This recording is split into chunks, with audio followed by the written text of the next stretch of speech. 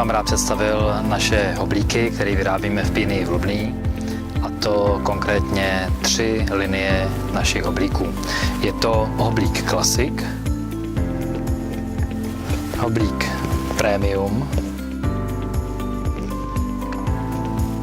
a hoblík linie Eco.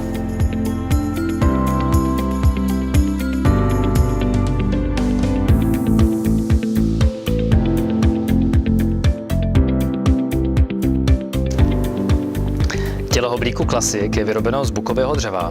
Jeho plas je vyroben z habru. Habr je vlastně nejtvrdší dřevina, která roste v České republice, proto se dává na spodek toho hoblíku.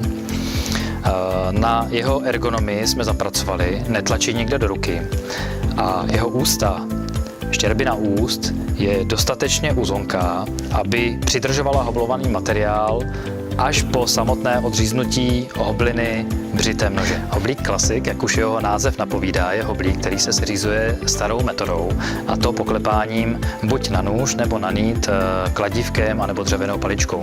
Vlastně, když potřebujeme vyndat nůž ze záběru, poklepeme na jeho nít. Když potřebujeme nůž zandat do záběru, poklepeme na jeho zadní část. Ostří nože musí lineárně běžet s plochou sedací, která klouže po hoblovaném materiálu. Já vám teď ukážu, jak takový hoblík hobluje. Nevím, jestli ho mám správně seřízený.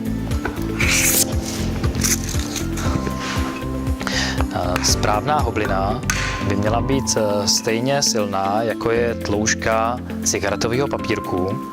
A to zaručuje potom fajnově obrobenou, ohoblovanou plochu, která je krásně hladká, připravená na povrchovou úpravu. K seřízení hoblíku Premium neslouží palička ani kladívko, ale hoblík už se seřizuje seřizovacím mechanismem, který spočívá ve šroubu, který posouvá nožem do záběru a ze záběru, a retačním šroubem, který uchytí nůž pevně v těle hoblíku. Jedná se o mechanismus, který je tvořen párem závitů, a nůž je do záběru a ze záběru vysouván a zasouván jen o rozdíl stoupání 2 závitů, což znamená, že jeho seřizování je velice precizní.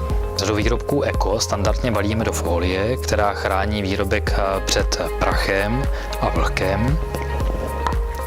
Řadu hoblíků Classic a Premium balíme do kartonové krabičky anebo do dárkového balení tohoto stylu.